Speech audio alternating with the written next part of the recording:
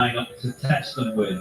And the absence of Will Jacks means that Johnny Bairstow goes up to 3 and Harry Brook 4. They got some valuable time in the last match against Namibia. And England could well be flexible with that batting lineup when they come to chase, because the West Indies' 2 left-arm spinners have been in excellent form, and they do have 2 left-handers in Curran and Moeen Ali. They started with just one Moeen Ali at the start of the tournament, but they have 2 left-handed options for later in the evening. Jofra has been in good form. It'll be interesting to see if Jofra can get through 3 games in 5 days. England play here this evening. They play against South Africa in a couple of nights or a couple of days. It's an early start. And then Barbados a couple of days later. Yeah, it's a change, isn't it? Pace for them, because they've basically had very little cricket in the group stages so far. They've had a washout against Scotland, a walkover almost against Oman, a reduced game against Namibia. So they've basically been kicking their heels for the best part of 2 weeks, and now find themselves with 3 very big games coming up in double quick time. Absolutely, we are into the business end of the tournament. All teams start afresh. They don't carry through any points or net run rate. They all start on 0. It is always a big game in any format. England against the West Indies.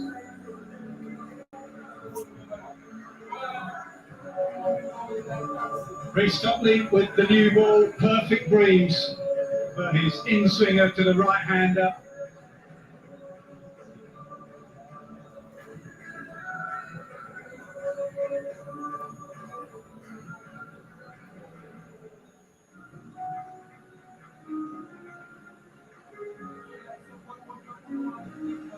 Submission on strike, the first delivery against St Charles. The Indies had a magnificent power play against Afghanistan. They tend to go hard. Correction, it's going to be King on strike.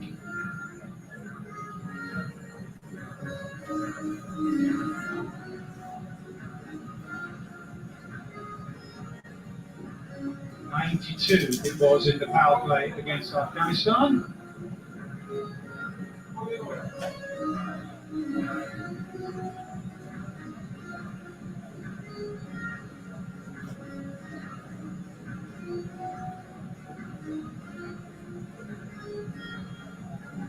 Slip, fine legs up, deep square leg.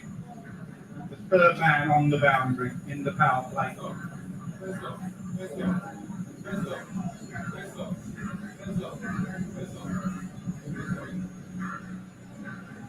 Once we're early. Usually there's a delay and someone's moving behind the side screen, but for once the umpires and the players have gone out on time, and at the moment no one's moving.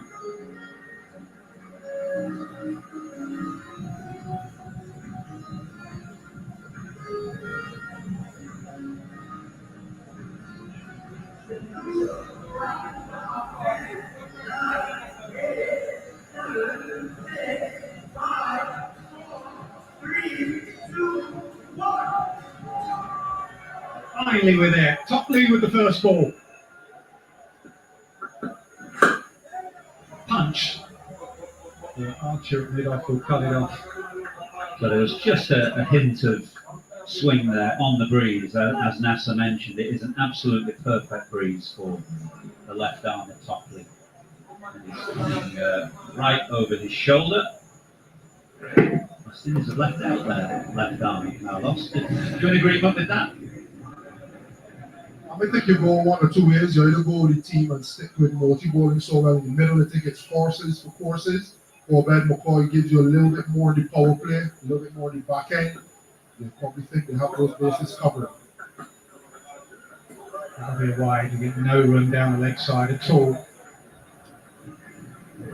What I have picked up in the last couple of games for rookie against Afghanistan, and now we stopped both left-handers from over the wicket, swinging the ball back, which isn't generally the strength of Brandon King. And he's come over a bit more to off stump to try to counteract that. So he showed a little bit of adaptability. First ball in the last game at before, this one was a nice drive. No, I don't think so. Too straight. It was full, think it was slightly leg side. So a couple of noises where there was two pads, but Butler not interested.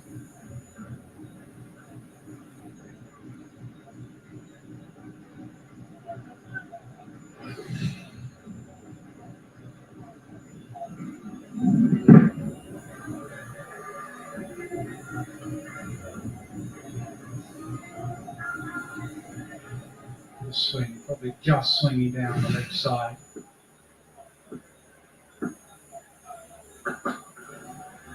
That'll be another wide.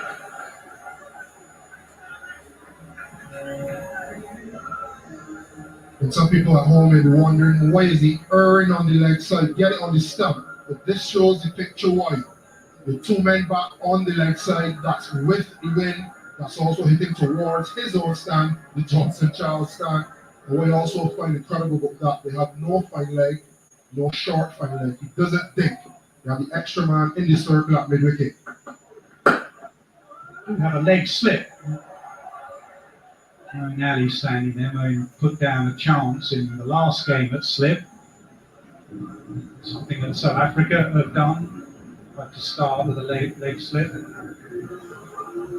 Marco Jansen had a left arm and swings it into the right-handers.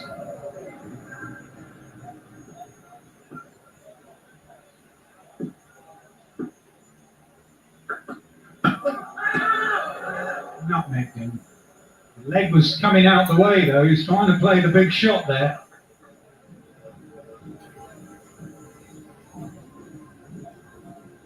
I think that gives a little bit of insight into why Topley prefers to err on the line of leg stump, even if it's a wide. You can see that pronounced wind direction across the ground. So even though he's bowled two wides, because he's committed to it, 4 balls have only gone for 3 runs thus far.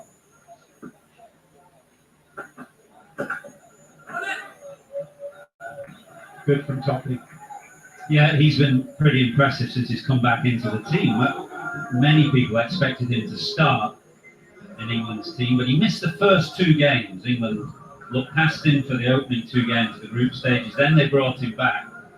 And in fact, his return to the team has coincided with a bit of uptick in their fortunes.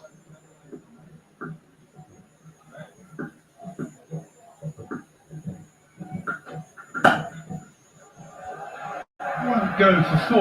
It was just eased on the offside. It wasn't belted or timed. Apart from the 2 wides, a decent start from Topley in England, 5 for none.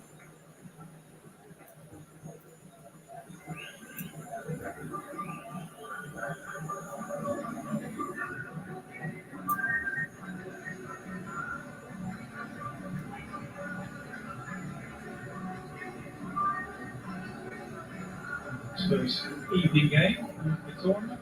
Very pleasant conditions out there. The heat and humidity of the day is gone. There's a nice breeze blowing, as we've shown.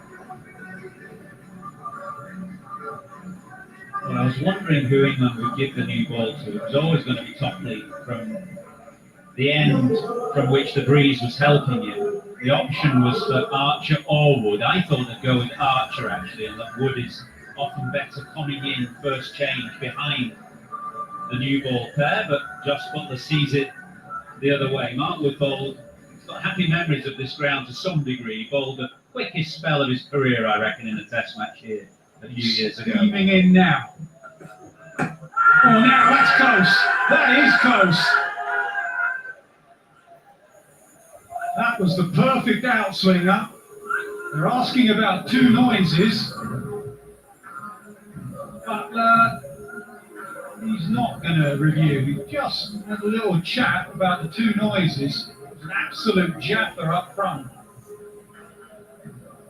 That is immense maturity on the part of Josh Butler. That looks so good. We're seeing it slow mo now, but that looks so good. And with him taking the catch, you probably have 2 chances to get him on review. It'll be interesting to see what the replay says when the tram lines come up. Right, good heat, good pace. That was close. There'll be bounce maybe here in St. Lucia, but Even if there was an edge, Butler caught it, so it'd have been out. Well, Wood is not a tall fast bowler. He's short and quite skinny.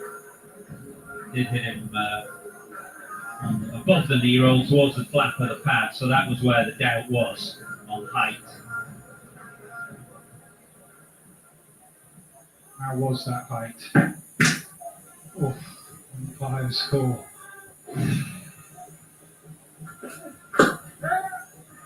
Gonna have to hurry here. Mid-on was just on his heels, and they will get no. He's run too far at that far end. There's a bit of confusion in the middle. Well, it's a good job the batters were communicating here. They've run so far past at the non-striker's end that had they come for a second, they would have been in trouble, because Topley was alert at third man and got round pretty quickly. You can see how far he's gone past the stumps at the non-striker's end.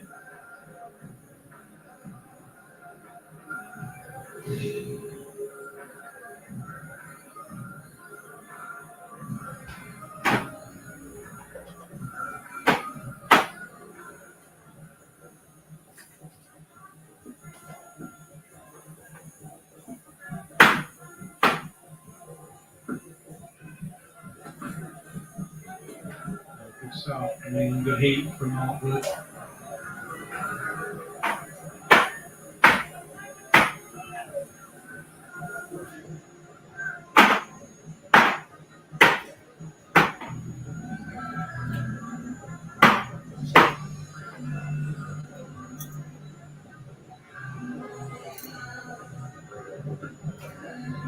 Introduced in the Super 8, skills there. Variation, he doesn't vary it too much, it's either fast or really fast. Good against right-handers, chipped between mid-off and mid-on, and they scramble back for a second. Why do you think they've gone for Wood over Archer here? Do you think that they see Pooran as the biggest threat here, and they just want to hold Archer in reserve for when Pooran comes in? That is a good shout. I think third man is in the game here, regardless. So you get Wood away, with all due respect to him, his quality. You're thinking Archer will be the one that could blow the middle order away, especially with Pooran. So you get Wood out of the equation and let Archer become more effective. Yeah, pace, the extra pace may well bring the first boundary. It does. He doesn't try and overhit that, he just opens the pace. And the crowd finally have something to cheer about. Well, it's a ball of 149 kilometres an hour, only just fractionally under that 150k mark, which is about as quick as you'll get. So you've no need to put pace on the ball. You can just do exactly what Johnson Charles did here and just steer it and use all the pace that Mark Wood is giving you. Butler and Wood reinforce that offside. Another man comes over on the offside. Goes to that offside. 13 for none after 2.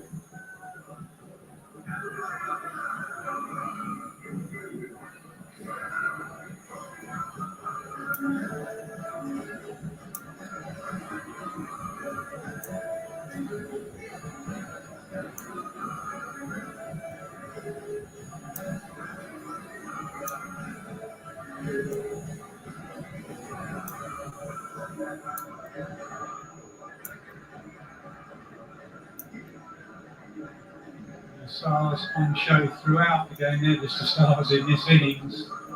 These batters, there's so much power, there's so many power hitters in there. You have pace and a bit of wrist spin as well.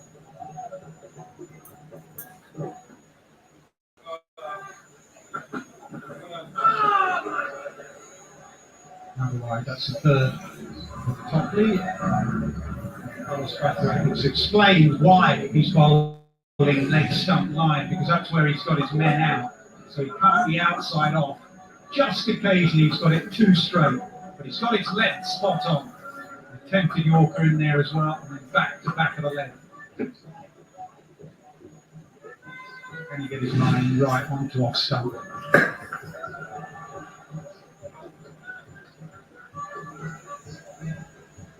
I just wonder if he does go through in the power play, which is so seldom we do.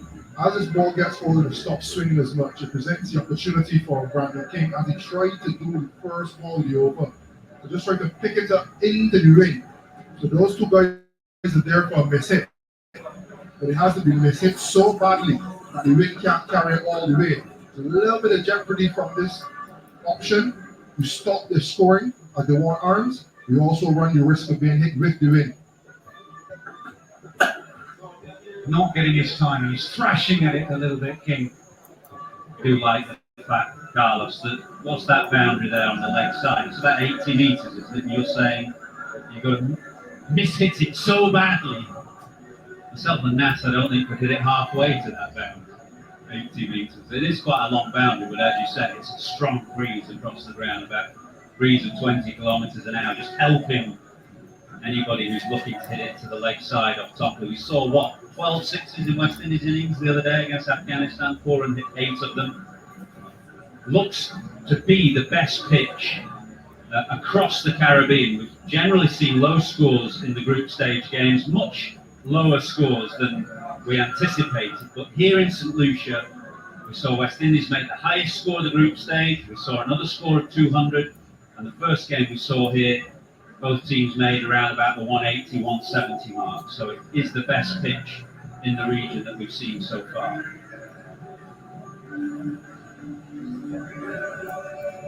Yeah, it was a stunning foul play that set up that massive score. They went hard, they really did against Afghanistan. Opened up offside, leg side, pace, everything. There wasn't a wicket in there. It was absolute carnage.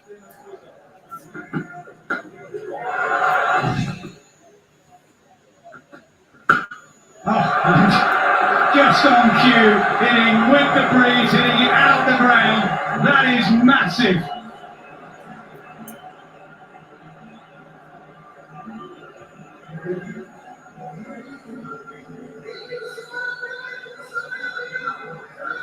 Slight memories of the Carlos Brathwaite special, this. Just picking it up over the leg side. Unbelievable shot. The change of bat.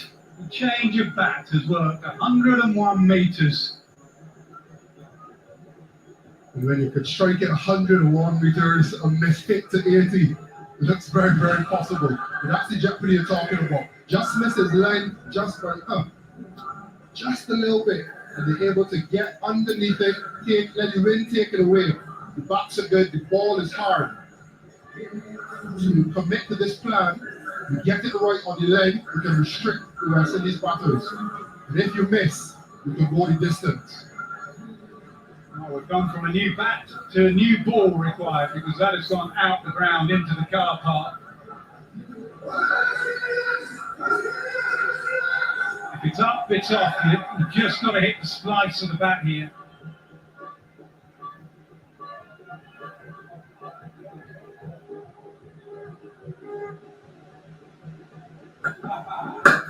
Slow ball. There'll be so many uncles around the Caribbean saying, good cricket. You hit a 6, you get a single. And this is the 6 in question. A massive hit. Literally out of the park. I sense a bit of disdain there for the 6 single goal. Get it hit for 6 again. I've been saying that's old school.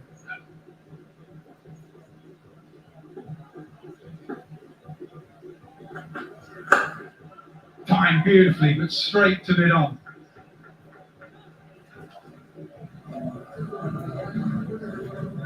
We've gone into Super 8 cricket, and we've had 2 belters, the one in Antigua, and this one looks good as well. It was good the other night. Grafton, the curator here, has produced the belter. We just watered it, rolled it. 36.2 overs in the Afghanistan game. Not changed much.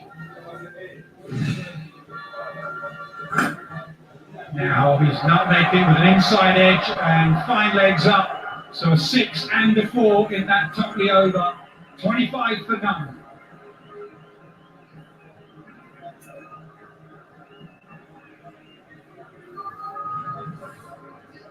Well, that's almost happened in the previous over from Topley. went through the legs on the previous occasion, but this one just taking a thick inside edge. So an expensive over for the first time, really. West Indies now 25 for none from 3. We're looking to take advantage in the second half of this power play.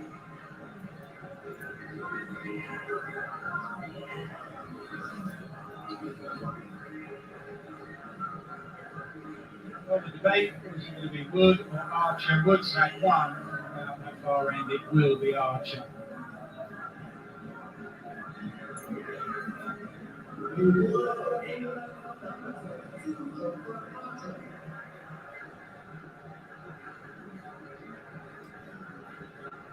In good rhythm. Only had less than 6 in this World Cup. Best of 3 for 12.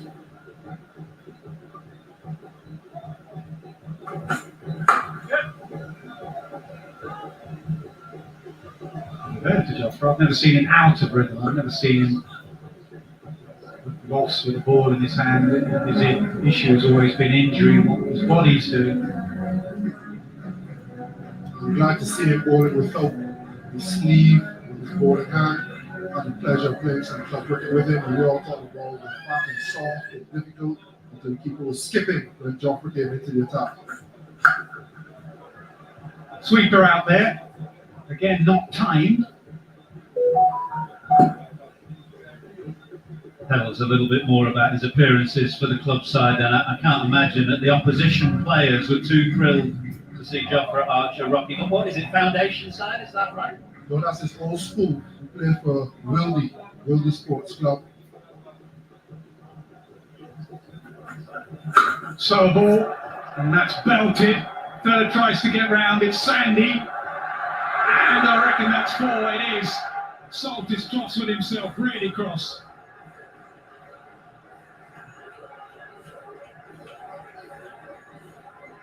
Well, it was travelling because of the pace of Archer and the pace that was put on it by Brown and King. Salt is quick himself as well, and he made good ground. It's quite sandy right out in the extremities of the boundaries. He got a stop to it, but it ran away.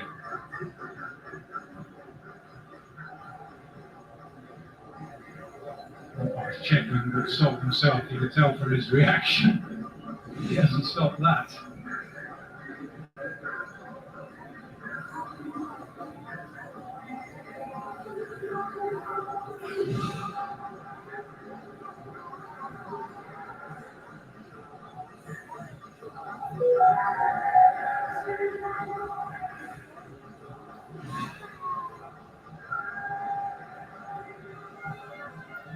They look like they just want to stay leg side and open up the offside.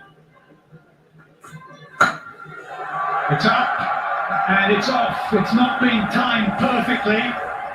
But back-to-back boundaries off Archer. I'd say it was up, but it wasn't pushed up nicely in the slot. It was quite a hard length this, so it's just muscled really over mid-on. Hell of a shot. The pace is good from a bowling standpoint. From a batting standpoint, if you can trust the deck as you can here in St. Lucia, you can play those shots. You give yourself some room, you open up the offside, you can also slap the ball straight back. So a ball. Let's roll his fingers down the side of that ball.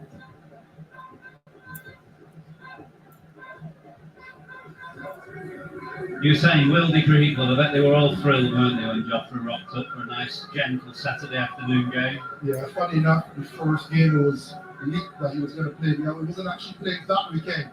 And some English tourists turned out, and unfortunately, they had to settle for just watching him. I was told it by a few of the boys in the dressing room as well. They come to watch Jofra, and they have to settle for watching him. But yeah, it was good fun.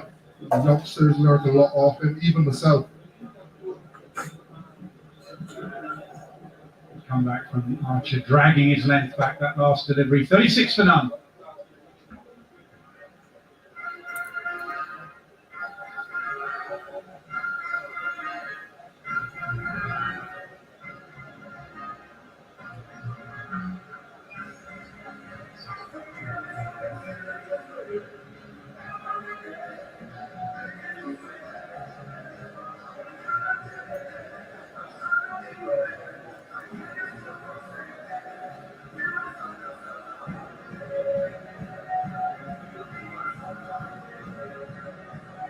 change in bat and another change in bowler. Sam Curran, same type of bowler in a left arm at a different height, shorter, skinnier.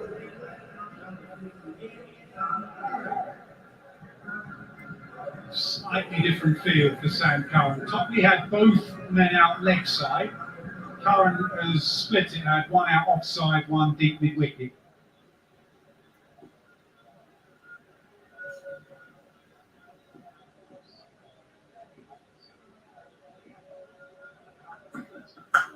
Edged and over third, who was up in the ring. Yeah, the field that Curran has set rather signals that he's going to look to bowl slightly differently to Topley. The ball is now a little older, might not be that swing he wants to protect. Good ball it away from where the right-handers were looking to heave Topley to the leg side. He's going to try and push it across, but he's got third up inside the ring.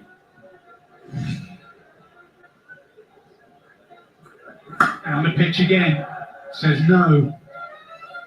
And he's down on his backside as well. I think he might have hurt himself here, King.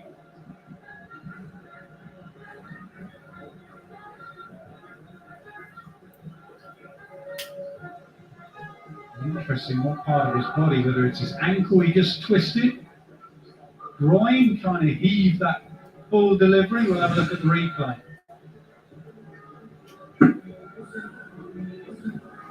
Oh, yeah, I think that's around the groin.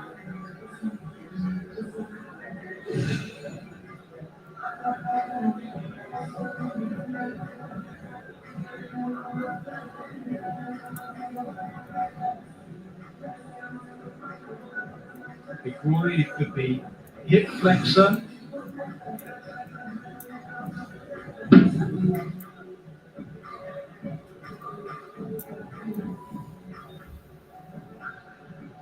He's up now. Power play is going to be swinging hard anyway.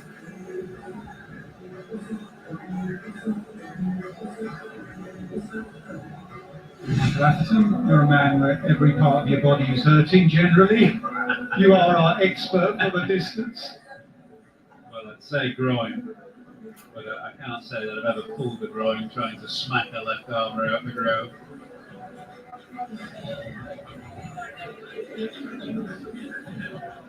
What do they do with him? Is it better for him to go in and someone like Curran come out, or is it better just to swing? Looks like he's going off. He's not happy. Yeah, he's going off. You can never tell how serious someone is. They're just looking from the outside. I think all West Indies fans will share the same sentiment. You want to see him continue. The blood is hot now. On the really good partnership so far, unbeaten. Hunter Johnson Charles in the power play. If they play shots like that, maybe need 2 groins for it. But it's been a very good, measured, controlled start. It's been controlled aggression. Even that shot, it may not look the most pleasing to the eye, but he's seen the field setting. He knows a different bowler.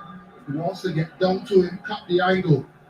And all the execution not perfect on that occasion. Still got the result. He's going to retire 23 of 13. A good start for the West Indies. He's given Nicholas Puran, perfect platform to strike from.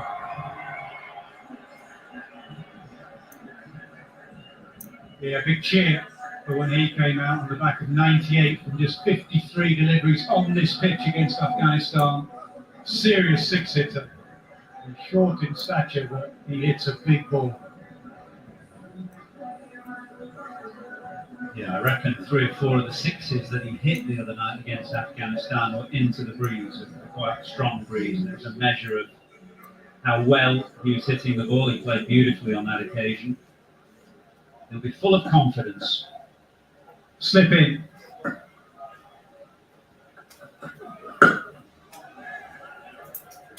Well, that was really unfortunate for King and the West Indies. It looked like those two were just about to use up these last few deliveries, an over and a half of power play.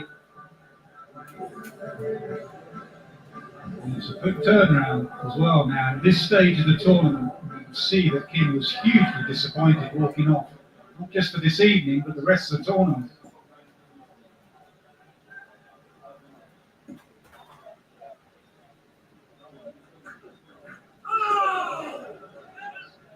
Well, it's the equivalent of a wicket, isn't it? It's the perfect time to get one towards the end of a power play. As a batting side, you're looking to take advantage of the fifth and sixth overs especially. And then a wicket falls or an injury in that instance and a new batter comes in and it just gives you a little bit of breathing space at a crucial time. And that power was right up there with some of the best.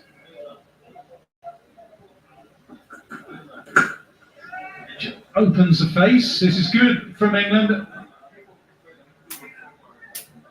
We asked our stats guys who put together the skill scale, it's not an easy one to say that, by the way, put together the skill scale, and they said that anything over 80 is top class, anything over 90 is absolute elite. So Pooran's got 3 out of 4 there that are over 80%, and that gives you a good idea of just how good he is. I think you'll be upset that power isn't more than 90.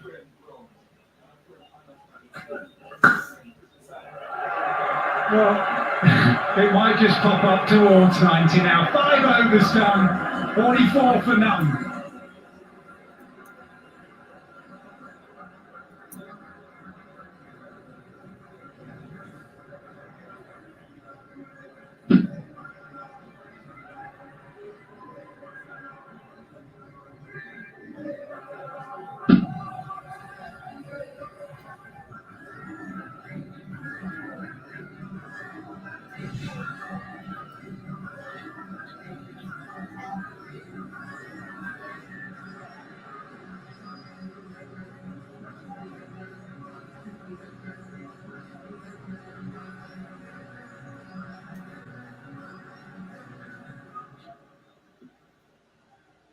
Dr. Archer. Terrific. From Johnson Charles in the direction of the stand named after him here in the Darren Sammy Cricket Ground. So it provides extra bit of excitement for those in that area. Face off again, Roger. Extra bounce on the surface. It's Charles to open over the offside. If we're batting a hint of grip.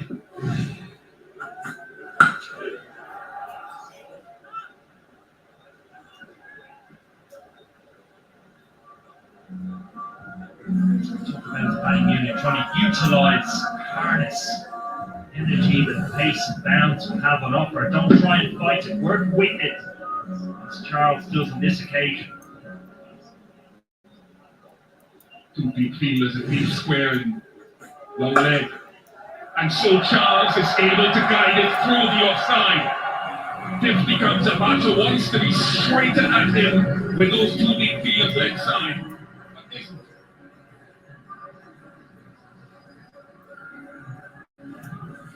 Just showing his development as an opening batter, Johnson Charles, who traditionally loves to hit the ball onside. Now he's giving himself the option of scoring majority of his runs offside, using pace and his gap finding skills. So good to watch.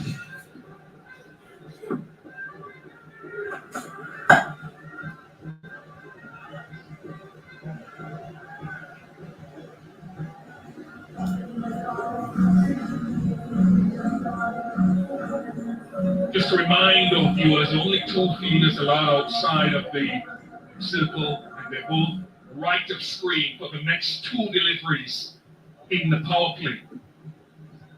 And that's hitting into the wing as well. A little bit straighter, a little bit shorter. What are we to make of the surface, Darren Gallagher over more? Really good so far.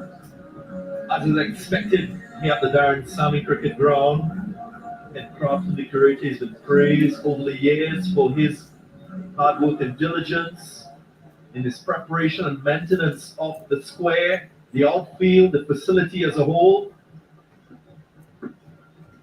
even contest between bat and ball, you can say.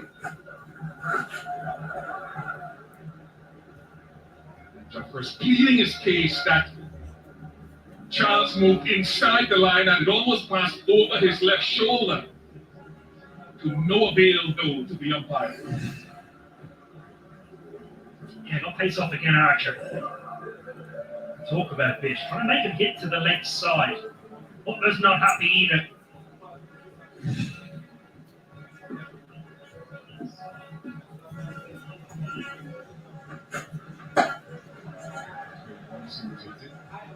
It's unfortunate for Brandon King. I remember you'd remember that just before CPL last year, or during CPL and then after CPL, he missed a lot of time for going in 354 without us.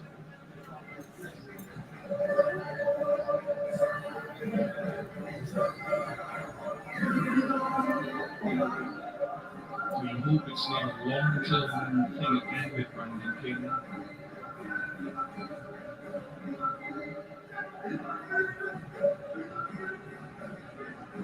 Serious vibe around the ground, I'm sure around the Caribbean and around the globe at this match at the Shepherd.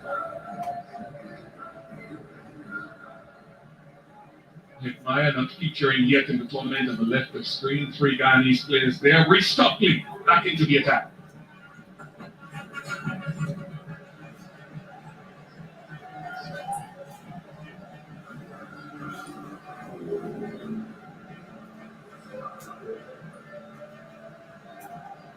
Decent power play.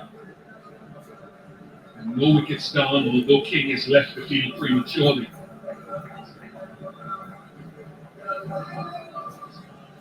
Deep, wide, or backward point.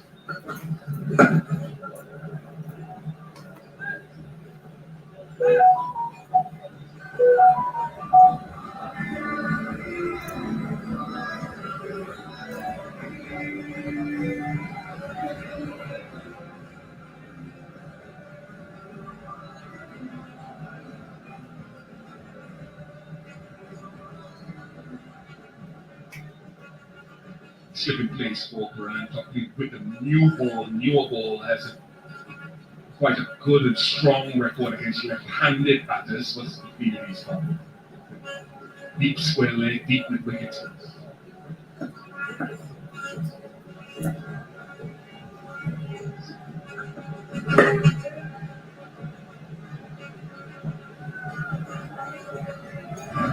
Yeah, the story so far has all been the West Indies. They have taken the attack. His unseen lineup has wavered both on line and length. Looks an excellent surface. King fortunately got the tar.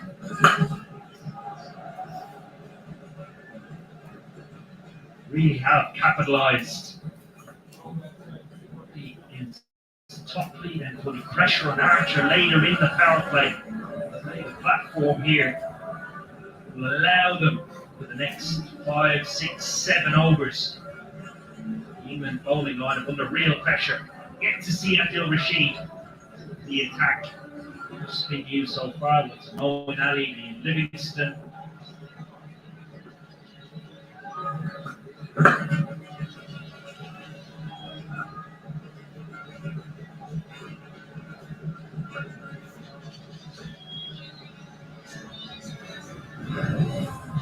But look, the seamless pitch map so far, 40%, good length. Understandably a touch fuller, or is it trying to swing it?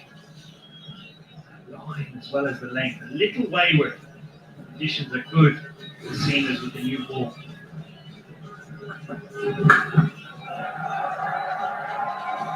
Picked up length quickly and dispatched it slightly into the wind, and it sort of hit the outfield, held up by enough power to get to the room.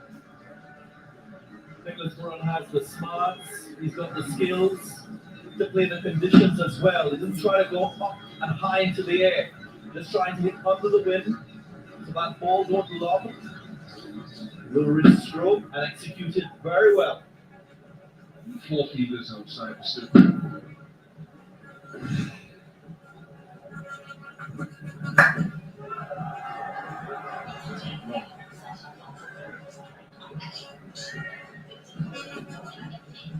63 without loss.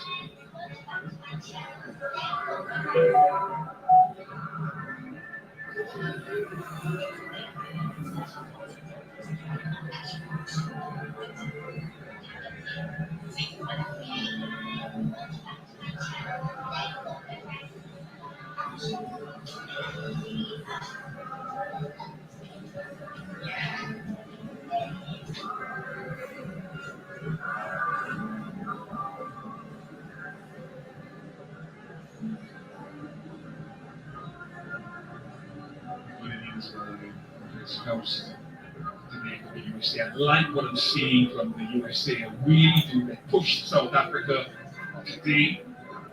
What can the world game do for them to ensure that they, Nepal, Netherlands, continue to build up their potential? Moran right up there, the run scoring. You want to see him try to play this in his hand.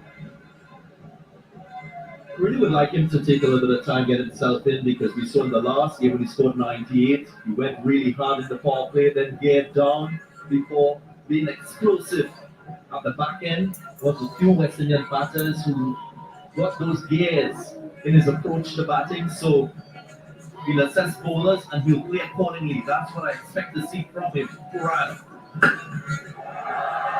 High and handsome and brilliant.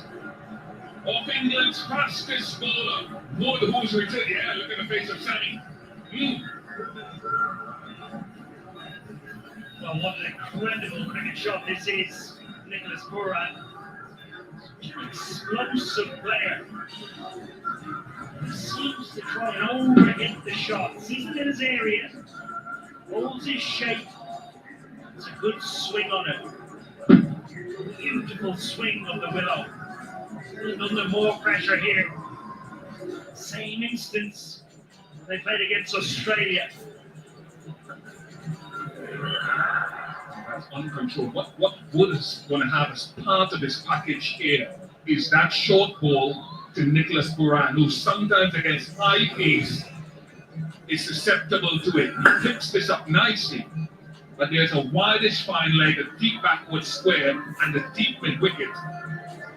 For the short ball, whether it's pace on or pace off, yes, it's rushing the way because it's hitting with the wind that side.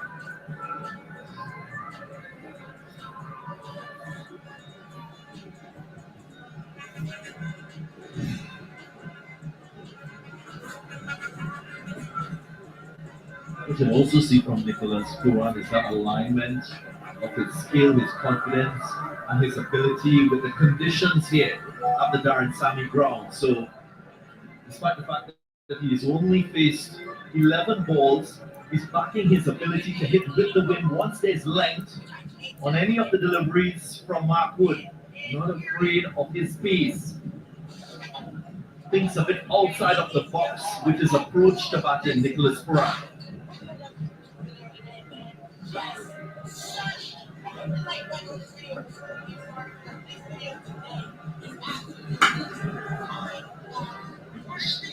You do anything at all. You can chip in, throwing everything at it.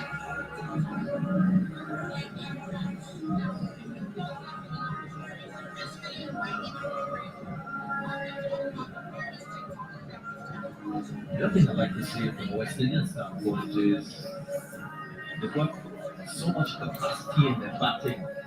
When they play, you expect that they will use that capacity. In order to do so, it requires an attacking approach all the way through. Because Pooran definitely showing that. The significance of Pooran is to play the spin, to play the slow ball, and to play Rashid.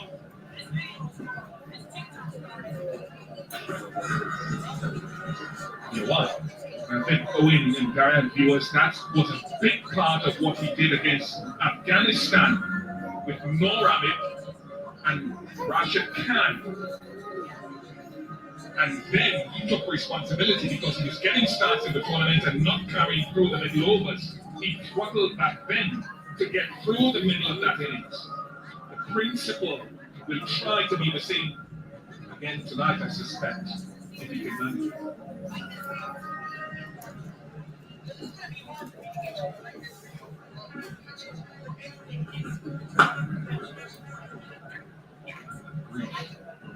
Give them two sets of stumps to look at there.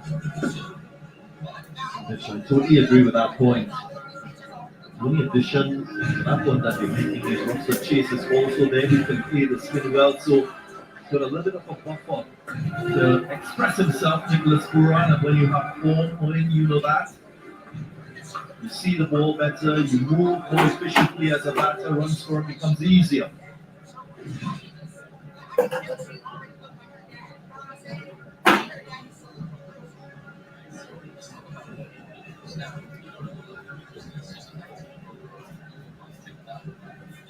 Changing the field, fine leg comes up, mid on, and Jofra Archer drops back to long on.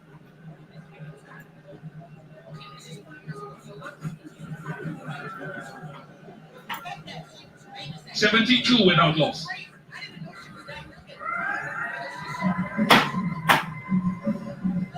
Lovely crowd again.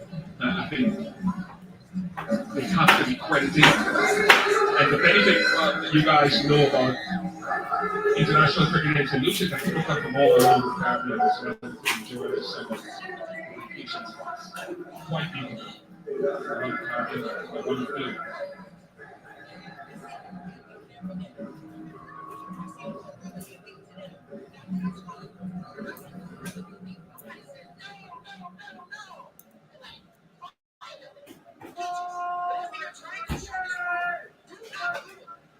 Again, Rashid from St. Charles has gone past 1,000 runs in T20 internationals at this round. T20s, I should say. How important is that? He's a key player in this England bowling lineup, particularly wicketless after 8 overs. He's back deep. And McGinn rolls here early. The beauty of that ideal, an experienced campaigner, the ability to control the game, to run through his variations, even when the game is going against you. You need him now.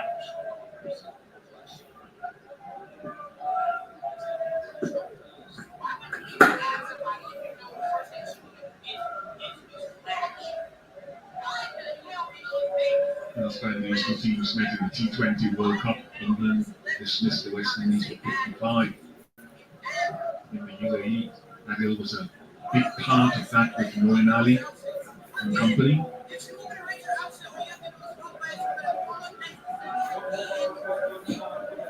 .7% of his variation.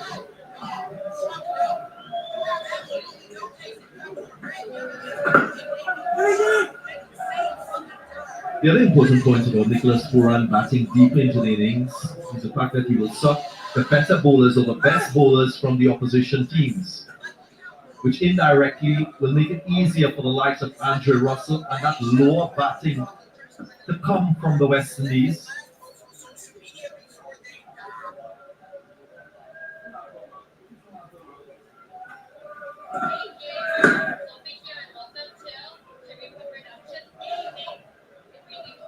But I think they'll want to do better as compared to when they played against Afghanistan, is to lift that run rate to the middle phase of the innings. They went at just about a run a ball.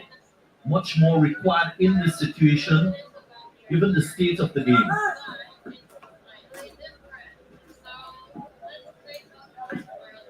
And the opposition batting. A bit of spin, as you would expect from the wrist spinner. It's an absolute beauty from Adil Rashid. Scrambled seam, leg spinner, plenty of purchase.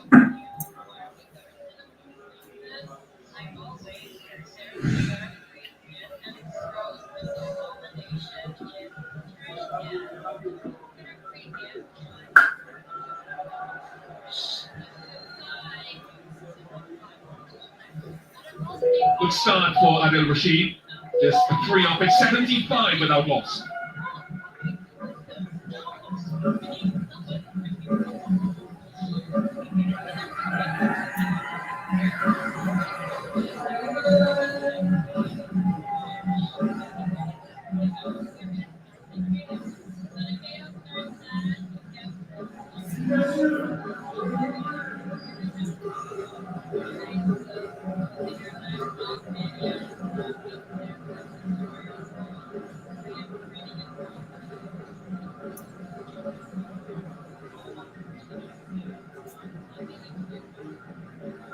Charles going at just about a run a ball. That will need to top up. Moinali into the attack, and he might see this as a chance to try to take on the off spinner. He's a crafty bowler, Moinali. And if you go leg side, it's sitting slightly into the wing.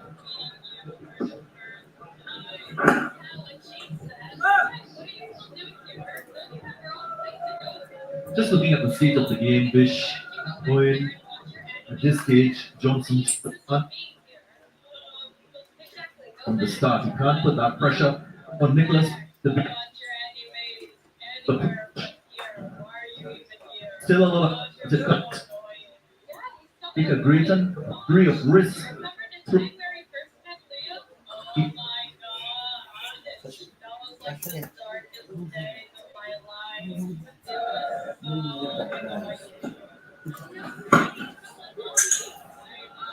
Into put back. I think that's part of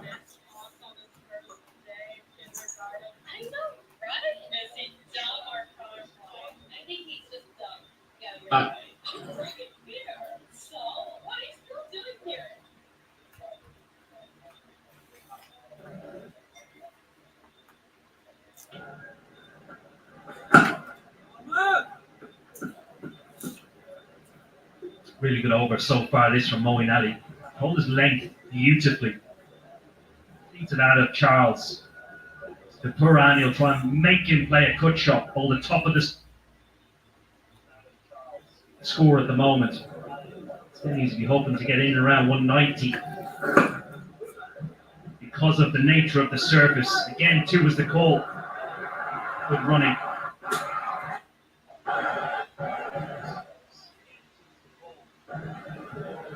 So last couple of down ever so. The West Indies back so deep. Someone has TV to umpire make it. director will have an umpire review for run-out at the bowler set. Can I have Sit and have a look.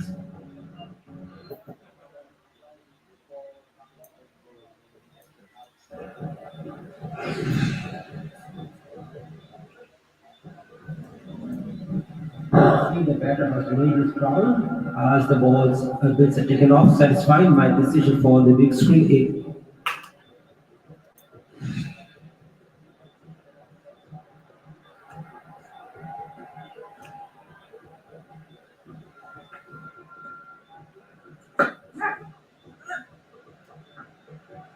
let me say, control of the length with Moinali there to Charles. What he's doing, he's not giving him full enough to hit down the ground where the breeze can help it down the ground. It's into the pitch without being too short. So he has to go and force him to hit square or mid wicket into the wind. That's what we mean by control of length. 8 singles in the last 12 deliveries, 4 dots.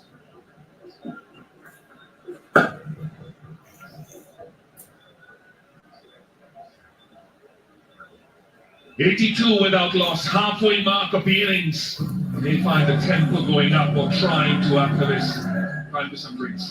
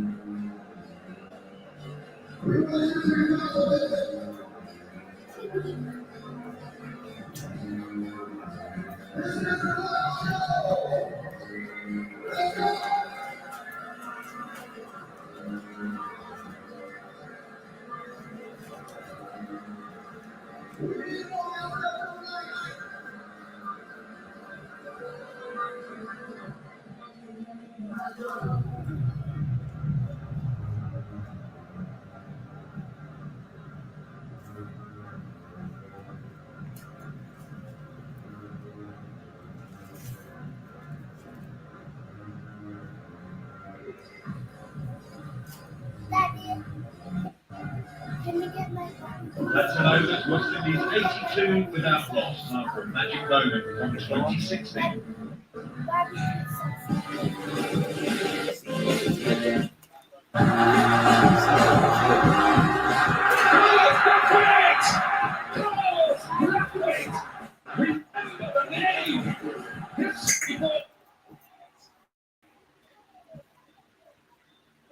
Four straight sixes.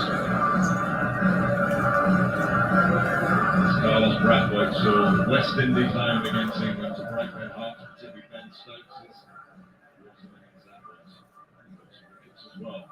That's when I joined by Carlos. Have you ever watched that back again? I've watched the 4 sixes a million times. 4 overs, 3 for 23 in there as well. And it was so happy with bowling. It always goes under the radar, but it was an amazing night.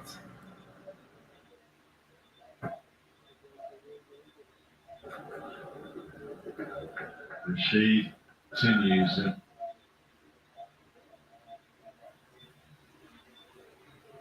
Lost a wicket. That had the injury. Rashid has been miserly in his first over. Starts well here. So too much. He's trying that.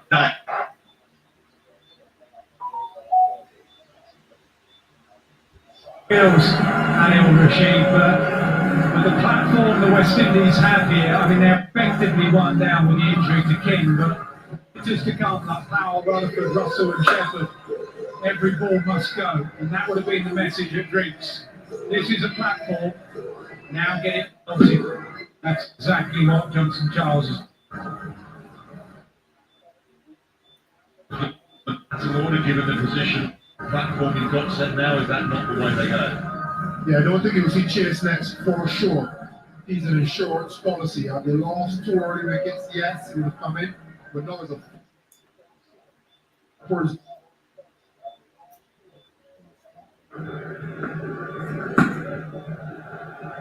The bowler cut the wides, a few wides actually, too many probably even this evening. Small margins on this pitch. You can see what Topley was trying to do early on, keep the ball in tight. There have been several. That was the 8th, in fact. Into the pitch from Adil Rashid. So who are you padding up next then? I personally like the left hand, right hand option, so I have Rutherford go if Goran gets out. Rodman Powell will go if Johnson Charles gets out. But I know Rodman Powell, he wants the challenge, he wants the responsibility, so I think he will come next, regardless of who falls. One's falling at the minute, these two look pretty comfortable. Salt will not be able to keep it to a single, that's very good aggressive running. Power hitting with Puran. I love his backswing. As a left-hander would, you'd appreciate it. There is still a lot of elegance in that backswing. Obviously a high back lift, but beautiful arc and swing that enables him to nail it. There's the partnership 52 from 42. Long it's been said about his power against Afghanistan. What impressed me the most was the ability to shut up Noor Ahmed and Rashid Khan. And we see a similar approach here. We're able to get runs without hitting boundaries, singles, twos, and then when it starts up, fine, go for the maximum. It's been sensible so far. Sensible.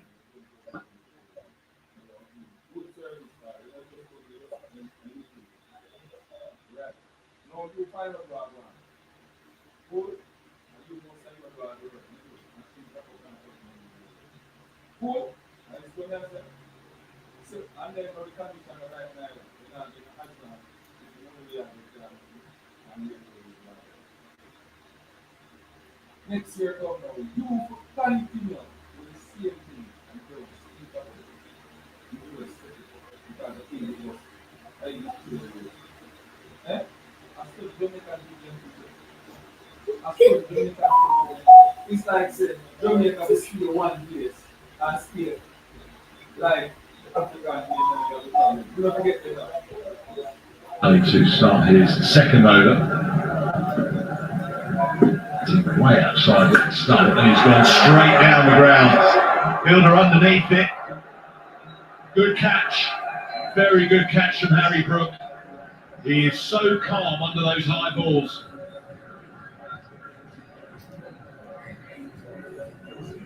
Yeah, he had to just set his feet absolutely perfectly. There's a strong breeze as well that was blowing that ball straighter and straighter.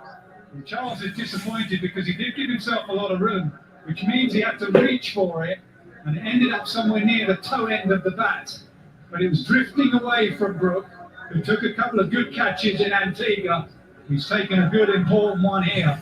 England needed that wicket. It's the first proper wicket they've had this evening. Charles goes for 38. It's 94 for 1.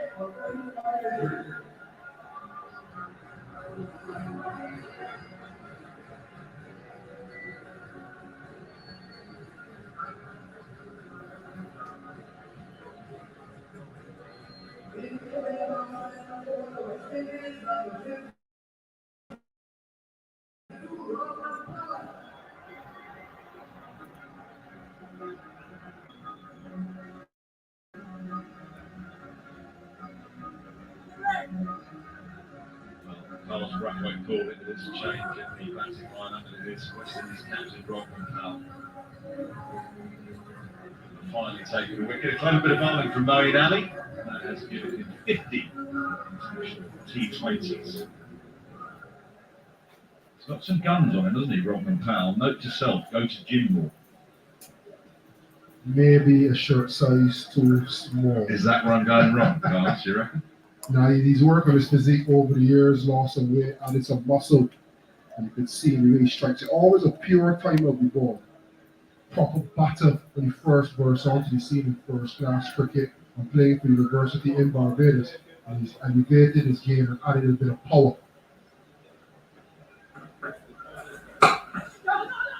Well, there's a little bit of confusion, but it's okay in the end. I think if he left that, it probably would have been wide. I know he's very good at watching the batter at the other end and seeing where he's going. Saw that in the wicket of Johnson Charles. That's the net.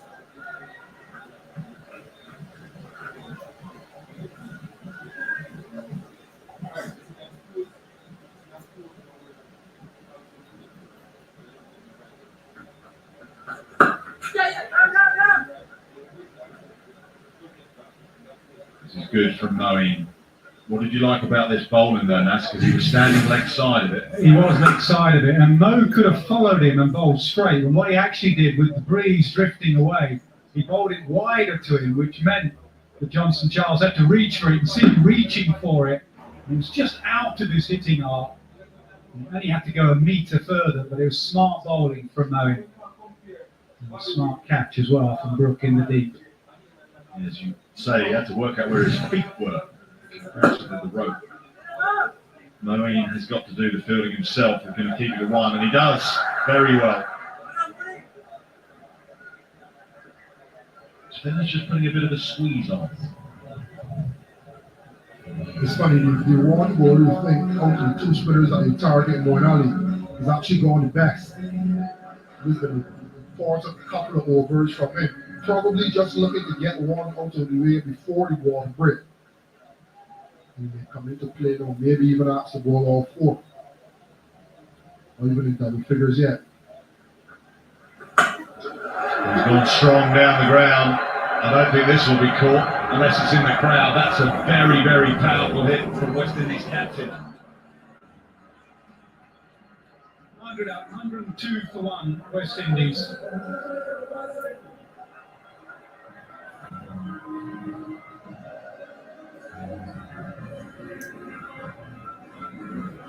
102 for 1.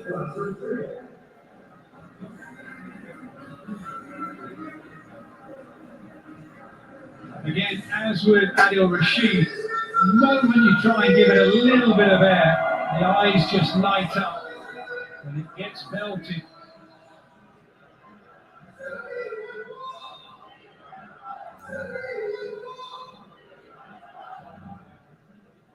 And it was belted.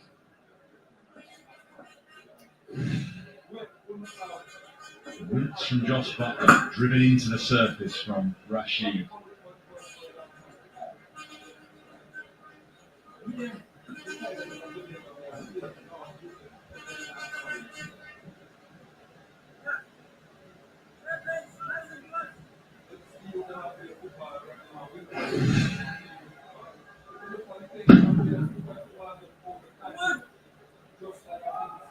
Magnificent strike.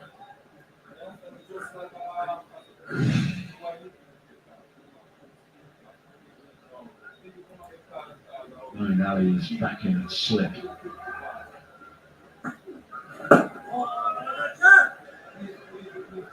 Good sign, picked him there. Rodman Powell, an early googly to the new batter just to make sure, are you picking me? And Powell picked it perfectly. Doesn't mean he's going to pick every one, but that one he did. So Rahman.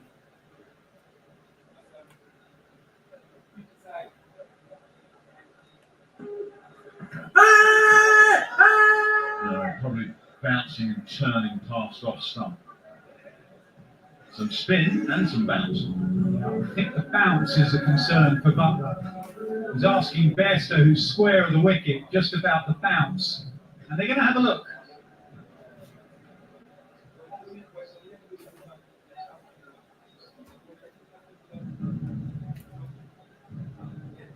TV umpire to director, we have a player review for LBW. On-field decision was not out. Check the fit placement, it's a fair delivery. Control specialist.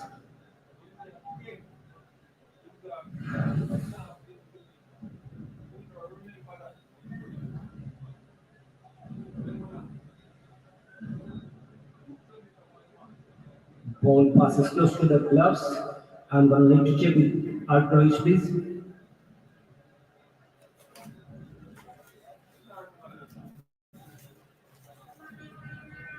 Rolling. I can see still a gap. Rolling. Just roll back. Roll back. Roll it from behind the ball before it reaches the back. Roll back. Keep rolling. Running. Still a gap. Keep rolling. I can see a gap on the right hand side. Roll it through. That is fine. No batting ball. Ball tracking is ready, please.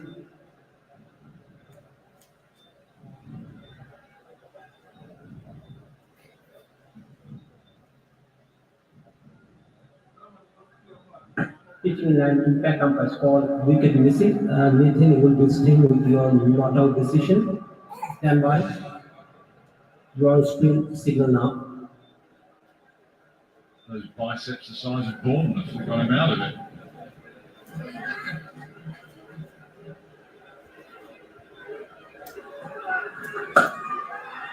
Nice bowling though from Rashid again. All over the world, people rushing for maps to see the size of Bournemouth.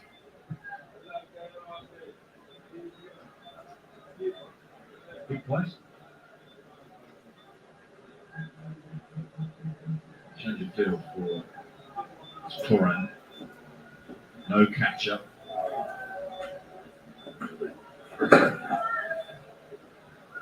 Comfortable single in the end as he nurdles it leg side.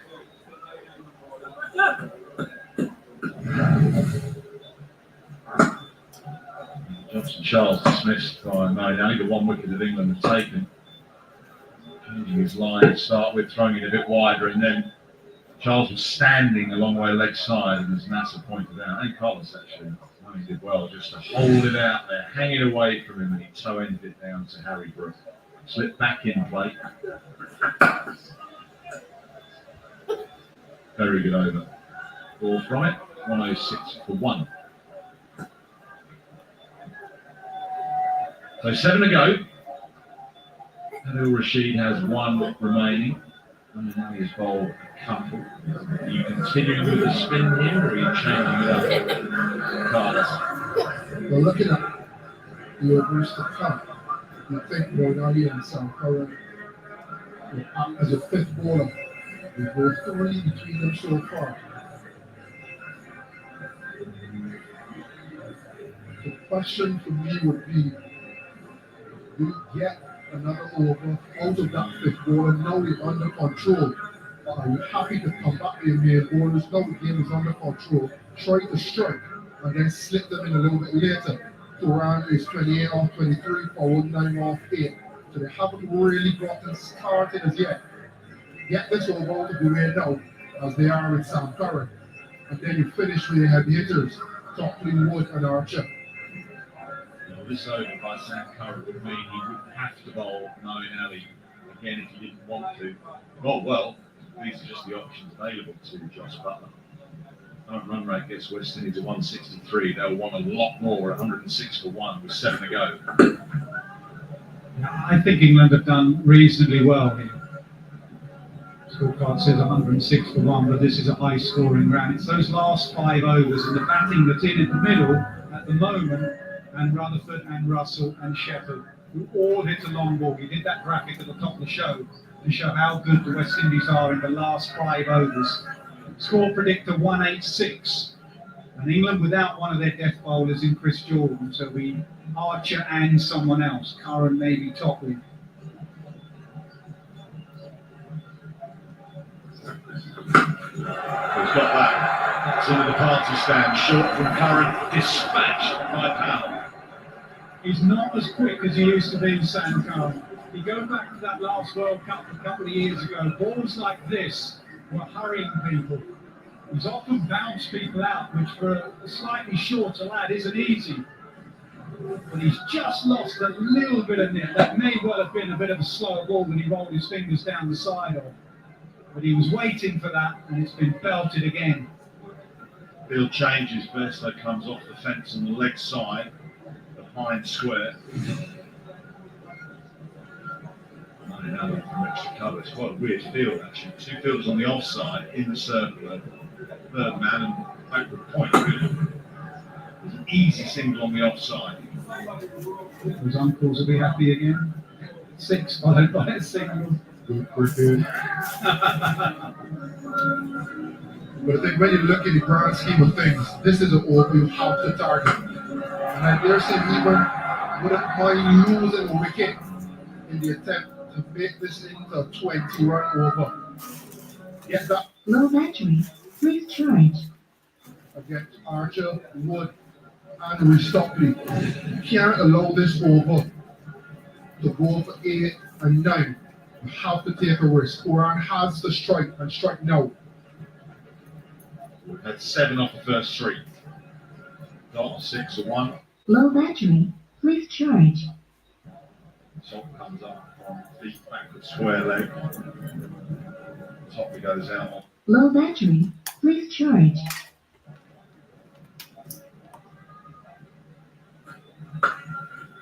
Sweep. And that is exactly where Phil Salt was. Winner cricket. Yeah, it is, and in control. He's in good nick. Not a case of just swinging from the backside. It's looking where the field is. Butler bringing that man up. And Curran trying to hide it outside off stump, but it was too full. Curran has just swept that behind square for 4. And it's good commitment to the plan. He's asking Quran to hit through the offside into the ring. Just his execution. That's why Quran is so good. So now more protection goes on the leg side.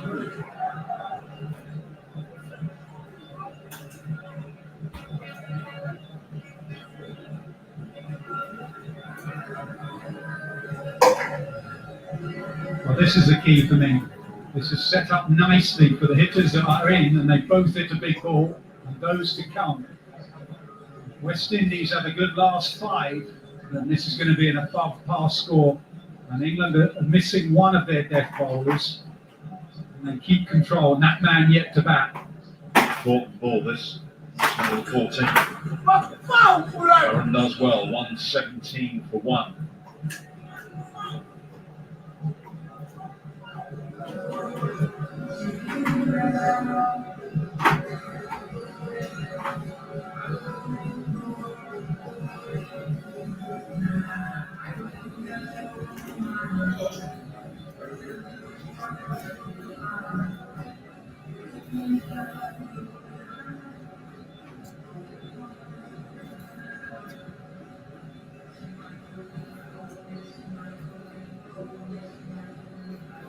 So 6 overs to go.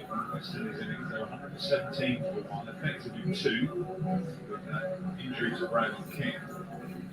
The power that Nassau was highlighting, they can really go big. If they stay at the current rate, running at 167, but they can quite easily go for 12s now, and that will take them closer to 190. Butler is shuffling the pack, and he has plenty of bowling options available to him. He's about to utilise another who we didn't think perhaps would be available for this game, because he walked off holding his side in the win over Namibia in Antigua, but Liam Livingstone is into the attack. He's driving into the pitch and he's been pulled into the deep. Coming back for 2, the throw was just a little bit loopy. Talk about hitting with the wind, but remember, lads on that side are throwing into the wind, so Moran felt comfortable coming back. There's more power than that to just put his foot down.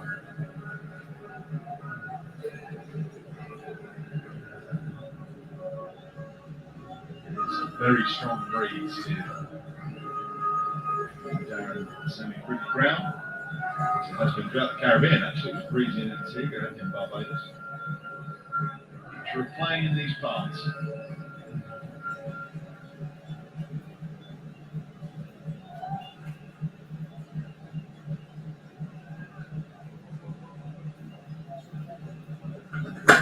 Goes down the ground big. Powerful strike. What a wonderful hitter of a ball he is. Yeah, quick feet, really quick feet. I think Livingston saw him coming and bowled it quicker. And for a fraction of a millisecond, you didn't think he was going to get there. Watch the feet, bang! He's got the hand-eye coordination, he's got the power, he just needed his feet to get in there. And they did. That's a good point, because he's a big unit, but he's got fast, quick feet. He was racing down the pitch. He's had it this game as well, especially against Spin. He goes back to his formative years being more of a batter, being able to time the ball still. Tries to go again. Has he got all of it? Yep. Back-to-back sixes. It's going to be carnage. It's going to be 6-4 or out in these last few overs because of wickets in hand. They have 8, possibly 9, but 8 wickets in hand. If you think about a game that lasts 5.5 overs, every ball must go. Butler knows what's coming. Livingston knows what's coming. It's going to be a slugfest. Josh Butler rolled the dice in Barbados against Australia in that second over when he bowled Will Jacks. He's rolled the dice here with Livingston. So only with a priceless dot there.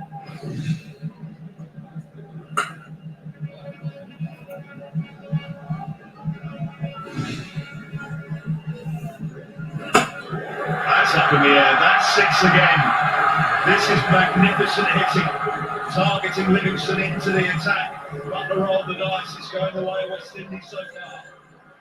Yeah, it's not bad bowling. He's not flighted it up. It's not in the slot. It's just back of the length. But the power of the West Indian captain is just awesome. He's hit it with a bit of a power fade. And he keeps belting Livingston into the crowd. The beauty of these shots is that it's straight. He's not going across with the wind, he's going straight. Oh, God, does he carry? I think so. It's Mark Wood. Well, it's a big wicket out of West Indies captain who is striking at 225. It's also a dot ball. 137 for 2.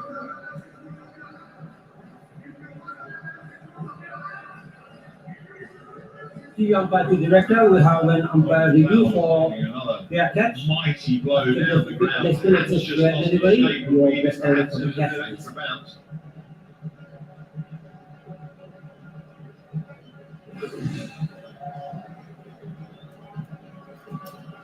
And we see the fielder has taken the ball in his hands and the fingers are still underneath.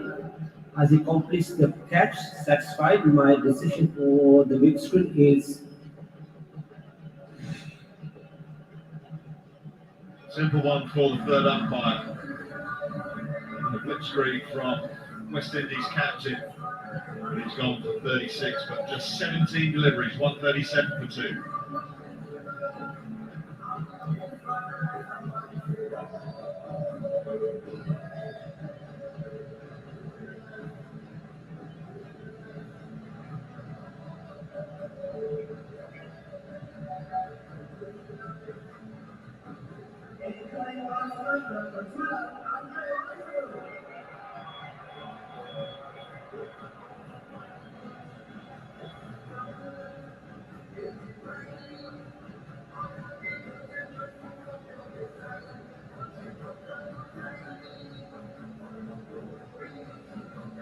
I see similarities in the run scoring pattern as we saw against Afghanistan. West Indies getting off to a decent start in that power play, being slowed down a little bit in the middle.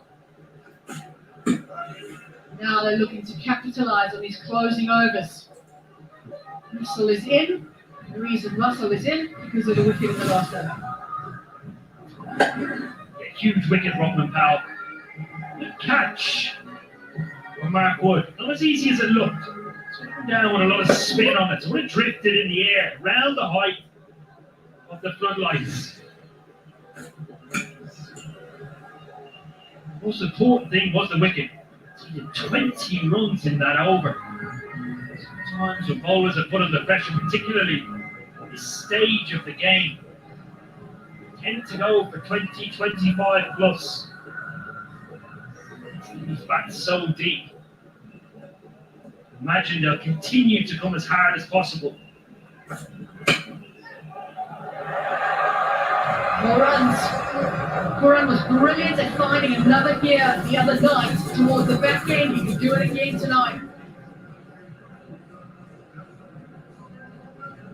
I'm just glad this big ball full of wide outside the off stump. He hasn't got a deep backward point, nor has he got a deep field, which is slightly risky. Usually we see in this field there's at least a fielder at deep point and deep cover. So here, that's vacant beyond demand in a ring.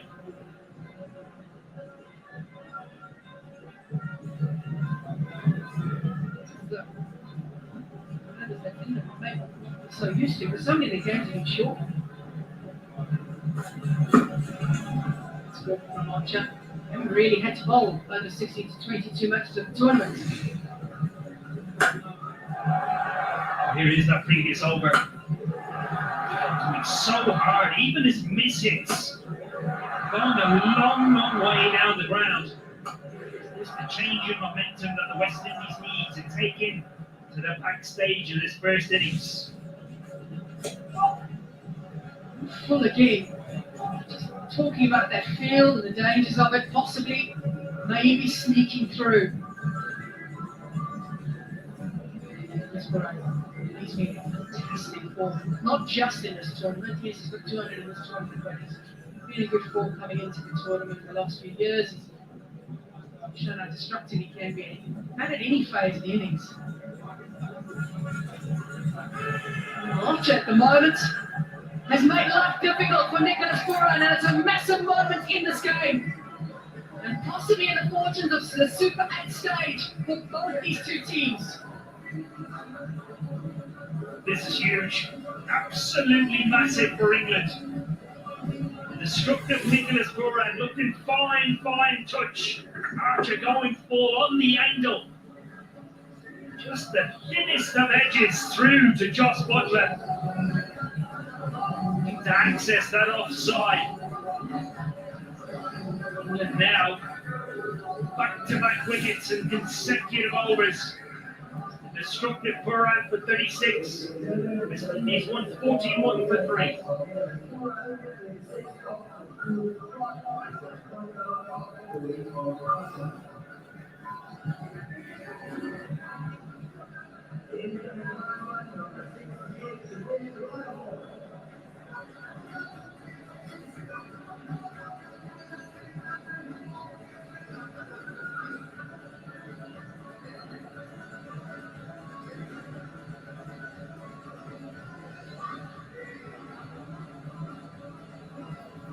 Spoken about Nicholas Moran against the pace of England, the extra pace. He's just lost his wicket and Shane Rutherford walks to the crease now at number 6 with still 4 overs to go. That's right. Football tournament, but he's had the opportunity. Russell hasn't had much time in the middle through the tournament. Time now to maybe make an impact if he can get going with a running between the wickets. It's like it was speaking to me and Chinese and nobody understood each other here. Yes, no, now wait, I'm not coming. I need to go. I think the other thing about the Quran dismissal, I mentioned a while ago that Quran was important against the spin of Rashid because I thought he was a guy that could not only keep Rashid out, but he could take him down. He didn't take him down, it was as if he said to himself, I'm not giving Rashid a wicket. And now to get him here for Archer means that Rashid's last over. He bowls at 2 new batters.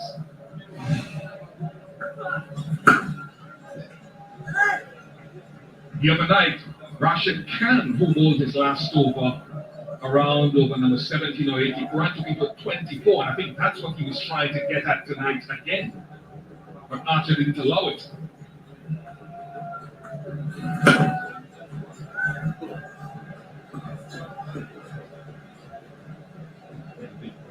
Agree with it. Another thing that decided not to get Rashid, trying not to get Rashid wickets.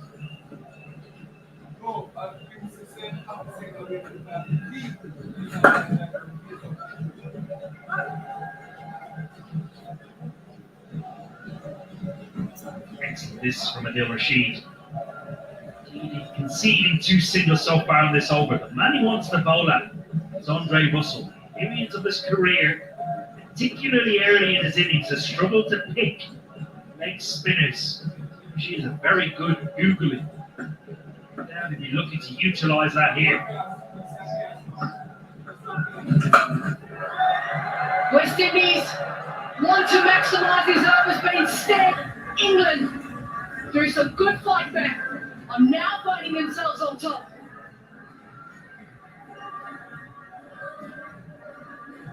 Well, cheers for the England fans. It is the googly from Rashid. Touch more air. Russell thinks it's there to be dispatched. Simple catch in the deep for Phil Salt. England continue to take wickets. That's Russell for 1. West Indies 143 for 4.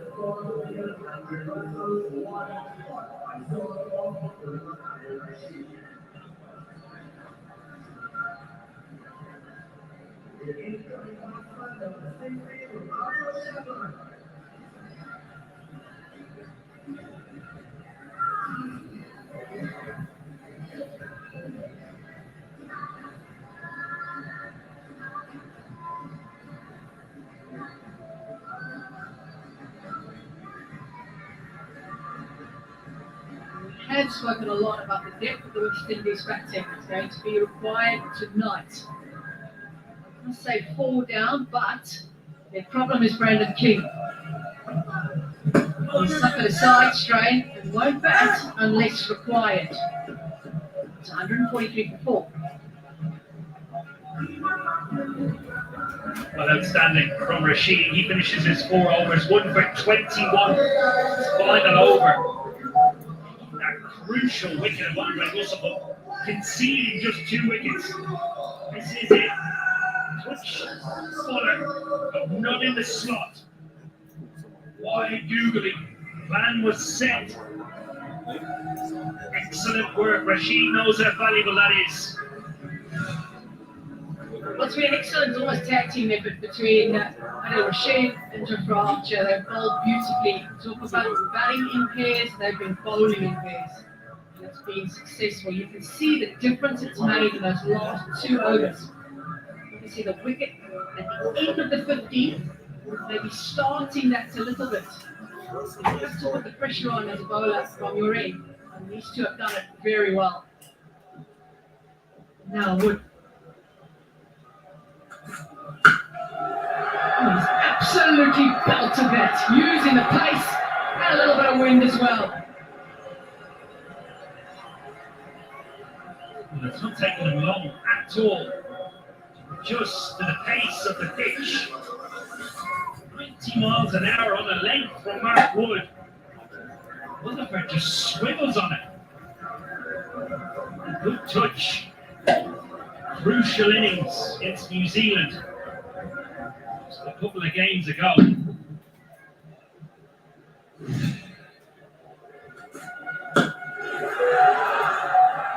Crucial runs at the moment from the bat of Rutherford. A little counter-attack.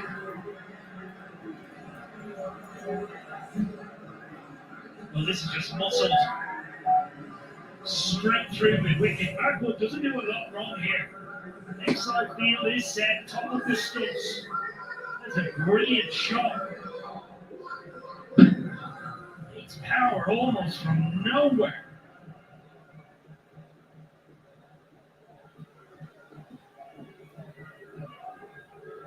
What's the 150 run mark? And then he gets a full toss. And timing's pretty good through the offside as well. Well, you've started the over with 12 runs. You're only halfway through it.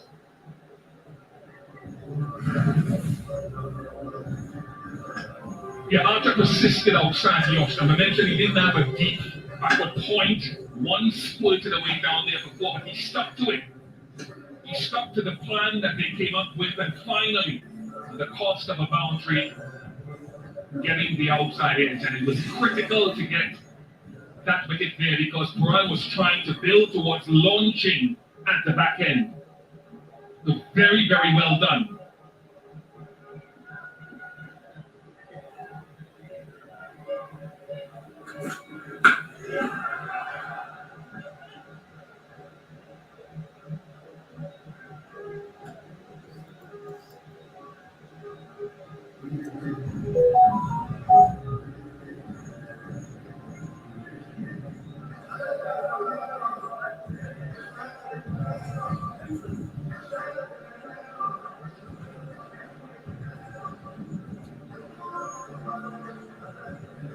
Afghanistan, the West Indies scored 70 runs again in the last 5. They're going to 14 runs and over.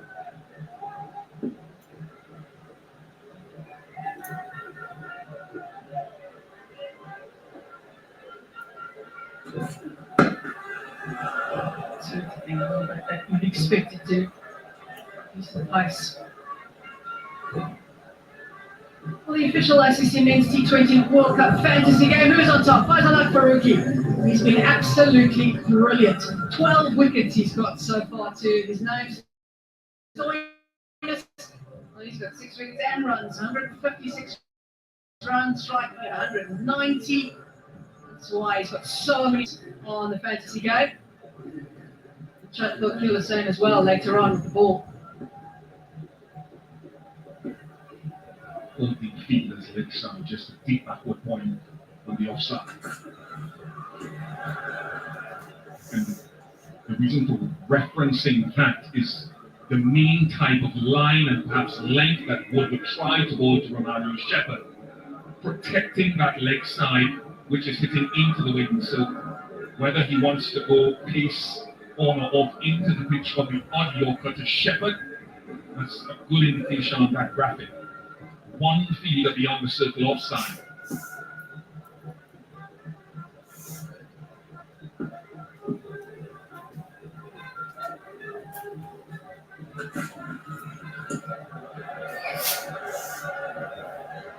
The reason he's going those 2 eyes, he's trying to go straight. He's trying to go to that field, but he's overcooking it.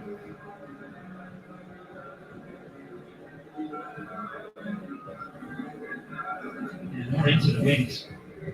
Getting hit, getting into it. It's key here when playing in the Caribbean.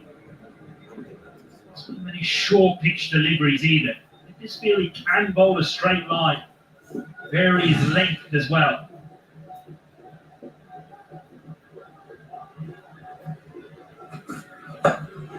Still goes a bit leg side. Nice one. And that attempt to bowl it straight. 62.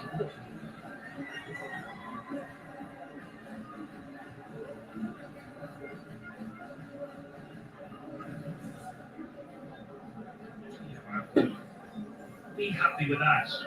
Conceding a boundary. Started is over, conceding a couple, then finishes conceding another. West Indies a little bit more momentum to take in to the final 12 deliveries of the match.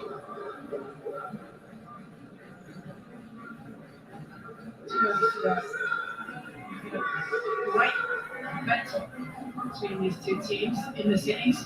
It's ebbed and flowed. He's had a decent, solid start. Unfortunately, losing the services of Brendan King. He's got a side strain. Won't take further part, at least absolutely required with the bat. And then fought back well in those middle stages. And obviously, he's just starting to push that net run rate up again. It's 9 over. A crucial period of the game here. Brilliant contest so far. We'll be hoping maybe to concede just another 20, 15 or 20 runs. The West Indies looking to have an over, possibly 20 plus. For Archer, still one delivery left, one over left. Expect him to bowl the final over of the innings, so just to see if they target Sam Curran here and where they choose to. And field set for it. It's a deep backward point, too short food, so is he going to go wide of off stump at Shepherd with deep extra cover and long off as well?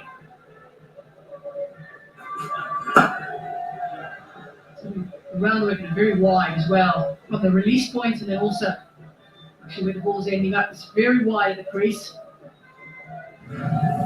We're expecting it to be an excellent crowd tonight, and we haven't been disappointed, that's for sure. Beautiful atmosphere the other night against Afghanistan, and yet again the crowd has come in. There'll always support for England as well, of course. Really enjoying the island and certainly enjoying this fixture. Fantastic chase this.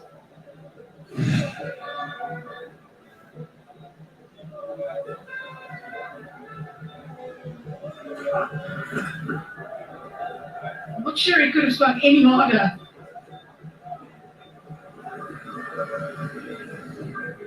Yeah, this is a good song that he's one of his job for Archer will go for the rest of the job. He was one of the players that I was involved to see in this World Cup. How he would recover from the injury.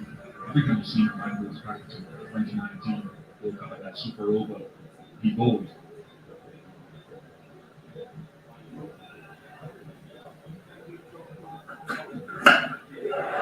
Going leg side. Best I would have thought maybe at one stage he was in business. So it'll be 2.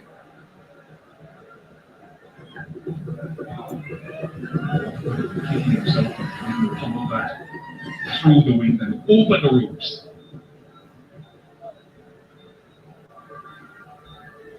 Speak of Dr. Archer and how he would go, obviously physically is one of them, but mentally as well, being out of the game for such a long time. And only imagine the up and down frustration of you think you're back, you think you're okay, and then you're out again with injury, and it's just a constant up and down.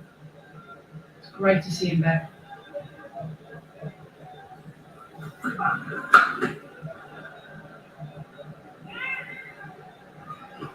Running between the wickets tonight. They've shown a lot of intent, the West Indies. They're always looking for that second run. Yeah, brilliant running. Rutherford on strike. Generates so much power. Such a still position, not a hugely high backlift. Big ball here. Sam Curran's spell. he can get out of this over. He's conceded 6 runs so far.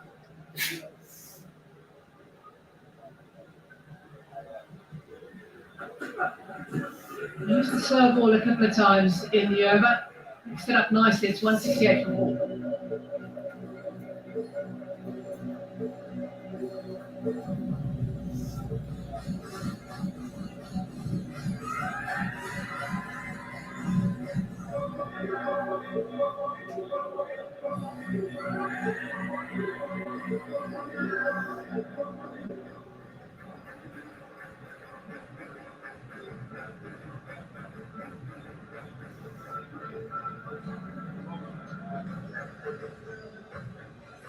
Right, we've got 6 balls to go.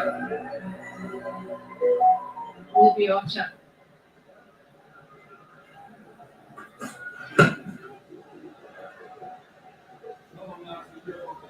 Something about extra pace, isn't there? It's that X factor. And he has X factor in spades, does Archer, because of the pace that he bowls. Starts out with 120 kilometers an hour, and then he just ramps up the pace till eventually that 5th ball, 150.6 kilometers an hour.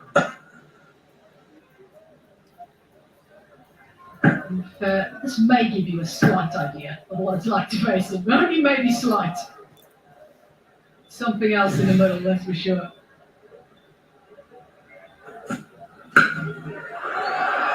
That is fantastic.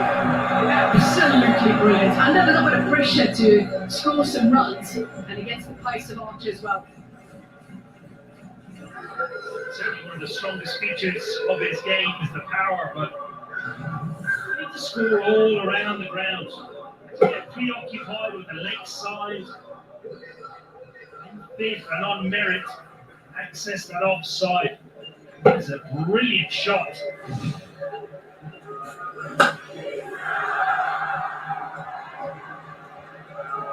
Will they go for the second run? He wants the second. The throw's probably come into the wrong end.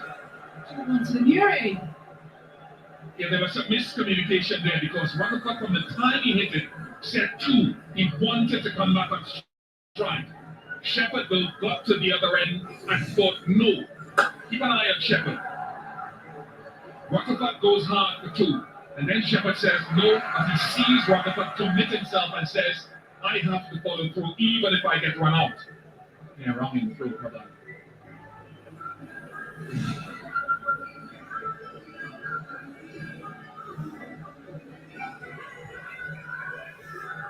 Two Ghanese at the crease, one Ghanese, Shamal Joseph. Played here.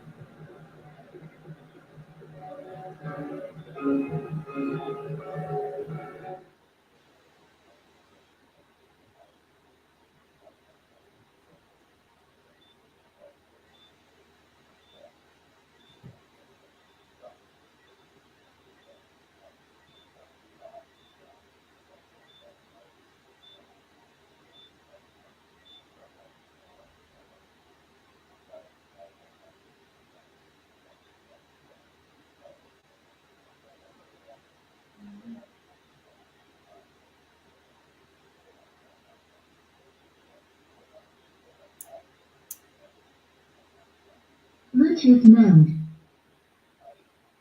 Connected. Deliveries around the innings that we perhaps could have used a little bit more from a batting perspective and topped it up by another 10 runs.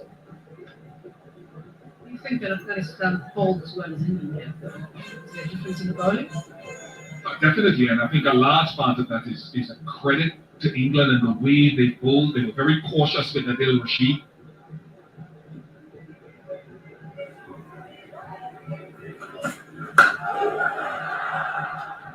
Felt like in the first 6 in that Afghanistan game, it took a while to get used to the conditions. Having come from pitches that were a lot slower, so it suited them. Maybe it just took a little while to react to the surface and the pace of it and the bounce as well. But I think when you look at the best teams up against the best teams, and Owen Morgan will, I think they will tell you that 49 balls in the innings is a touch high.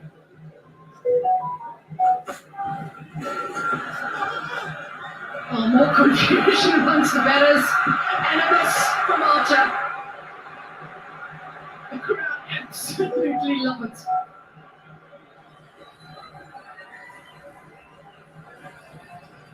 One thing it does is keep Rutherford at the non-striker's end. Archer, for all of his expertise, ability to fast bowler, I'm not sure he'll be the best at long bowls.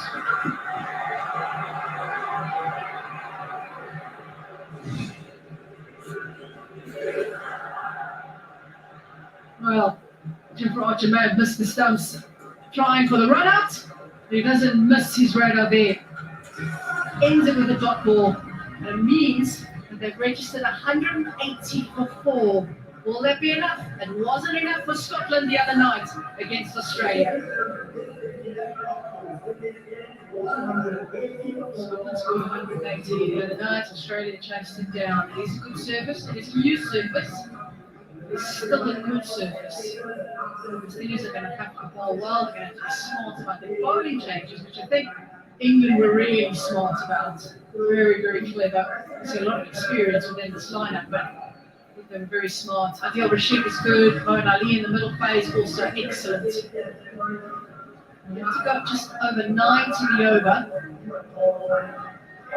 Maybe Akil Hussain will also have a say in those first 6. That's the matchups we're looking forward to.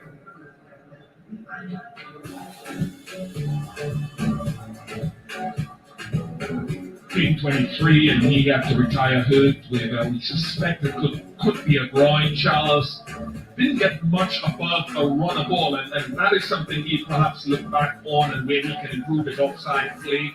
Quran as well, he was waiting to get up to a crescendo. He wasn't allowed to do that, and it took some muscle from Powell to come to try to conclude things.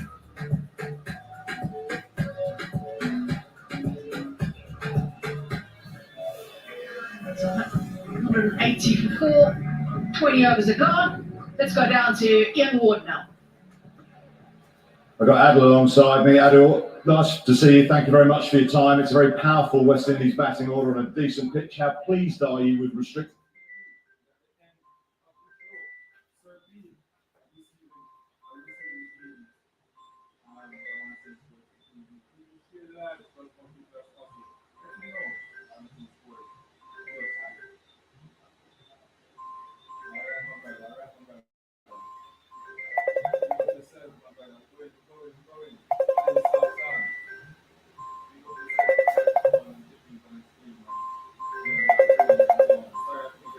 Bluetooth mode.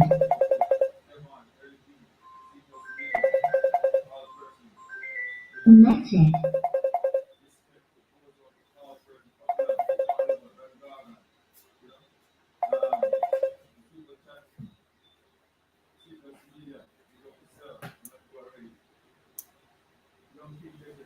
Bluetooth mode. Connected.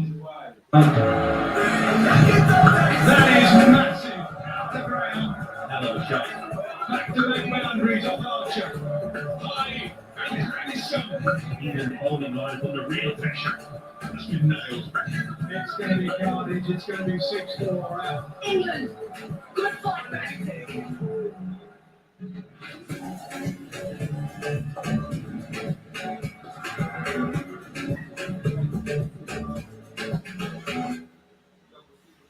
Just close the doors, and you're in a world of your own. Travel is not just about the destination, it's also about how you get there. Fly Emirates, fly better.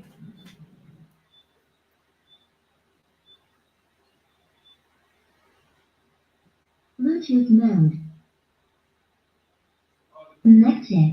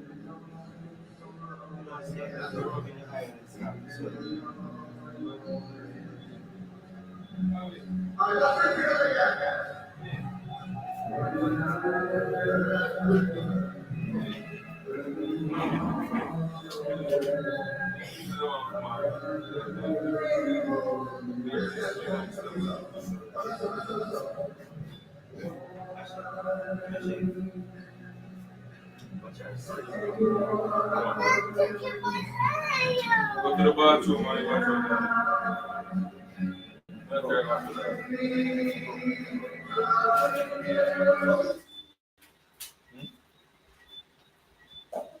Carry the bathroom, not the bathroom. God, you said. Yeah, one job, 10 months to 20 minutes, man, come on, the next hour, come.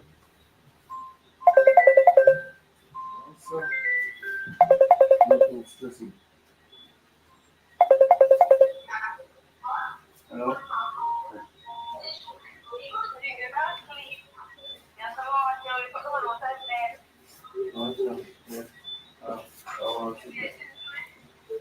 You know, it's a beer rain and I'm like, man, we never get to go.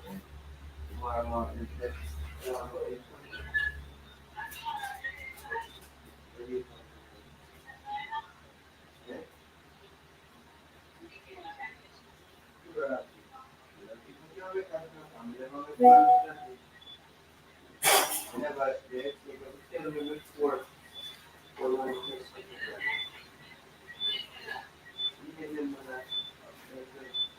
stop.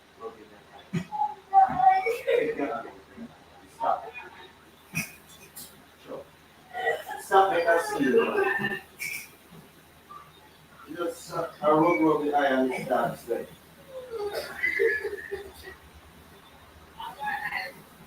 I don't know there's some fault. Come on, your mother. Stop. Stop. I'm gonna look it up. I want.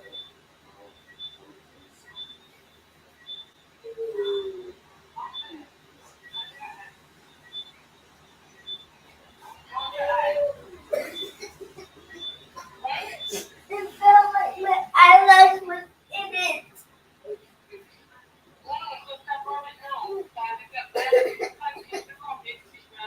Actually, we're not in this now.